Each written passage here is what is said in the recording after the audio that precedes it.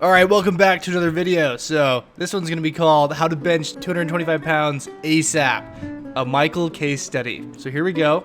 So, as you may be watching already, here are some of the bench videos that came from Michael's bench journey during this last year. So, a few things about Michael. So, he started training in May of 2023.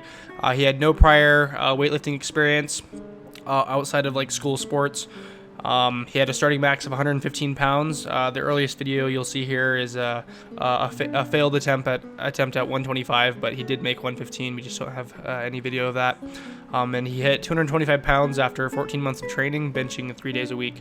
So yeah, this is kind of a late video. I was supposed to get this out like 4 months ago, but I procrastinated it a little bit. But it only took him 14 months, so very, very fast as far as hitting that milestone goes. And he gained weight from 155 pounds to 190 pounds, and here are a few tips on how to get there. Step one is food, obviously, if you noted by the body weight changes. You need to gain weight like it's your job, so you might want to go 1 to 2 pounds per month, and you really can go a little bit higher than that, especially within your first year or two of training. It's very easy to put on a lot of muscle, but if you're further down in your career like me, if you have over 5 years of training, you're really going to want to keep it to like 1 or 2 pounds a month. Otherwise, you're just going to get fat as hell. So you can note we have our Jay Cutler picture here. I love this bulk photo of him. It may not be him, but he's never going to claim this image is him, so for obvious reasons. It looks amazing. And we have Andrew Richards. I believe he gained like 200 pounds in the space of like 3 or 4 years. So great example of what bloating up can accomplish.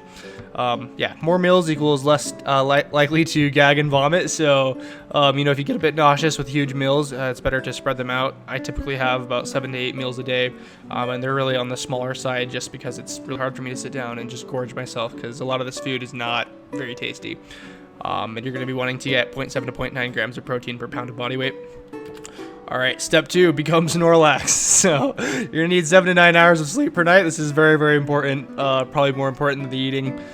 There's really no upper limit to the benefits of sleep. More is better, but it has diminishing returns. So Michael especially just loves to sleep. He has no problem sleeping at all. He for most of the journey, he was getting plenty of sleep each night outside of the exam seasons. So he did really good at this. This is something I struggle with all the time. So yeah, don't bulk so hard that you get sleep apnea. That would be bad.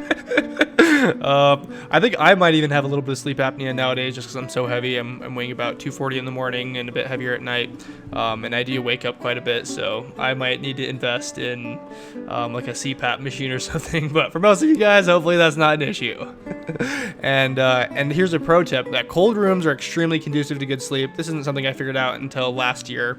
But if it's the winter season, you can just open up your window and your room will be nice and cold, and you can go to bed pretty quickly. And that has helped me a lot. Step 3 is bench. The obvious step. You want to be benching 2 to 3 times sessions of bench per week. So you're gonna need some kind of periodization. My current favorite type is American block periodization, where you have like a hypertrophy block, then a strength block, and then a peaking block. But for many of you, that's not really going to be necessary for a 225-pound bench. You can probably just do some sort of linear periodization where you just add like a couple pounds on the bar every week. And you can do sort of like a step periodization and reset when you max out. And you want to choose accessories that address your weaknesses. For Michael, we did a lot of dumbbell and close grip benching. When you want to be choosing accessories that address your weaknesses, obviously. So if you're slow off the chest, something like a chest-focused accessory like a long pause bench or a dumbbell bench will be really useful for that. And if you have trouble with the lockout, something like a Spoto press or a close grip bench might help a lot with that as well. All right, and if you need any help, you can try out my program. So the link will be in the description. It has a 4-week hypertrophy block where you focus on higher reps, a 4-week strength block where you get acclimated to singles, and a 3-week peaking block where we cut out a lot of the accessory volume and reduce reps and sets until we eventually test our 1 rep max at the very end. And this program has been tested. I'm actually running it right now along with a couple friends and family members.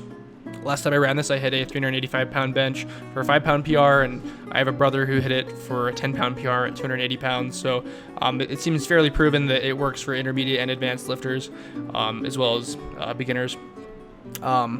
And you can customize the accessories to fit your needs, but it totally should be good on its own. We have plenty of accessories that cover both lockout and off the chest strength. Like we do a lot of incline Smith machine benching, which I think is really useful for hitting all the pec fibers. And we also do a lot of neutral grip dumbbell bench, which is a fairly good tricep exercise. Yep, I think that's it for the video. This will be a quick one. I hope you guys like watching that, and good luck to you on your journey towards getting a 225-pound bench. I know you can do it. If you follow our highly detailed steps, it should be pretty easy. All right, thanks for watching. Bye.